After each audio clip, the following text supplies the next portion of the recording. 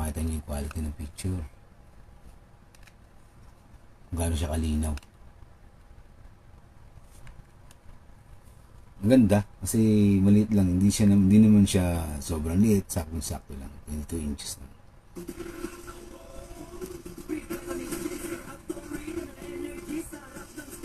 Diba, linaw? Linaw yan.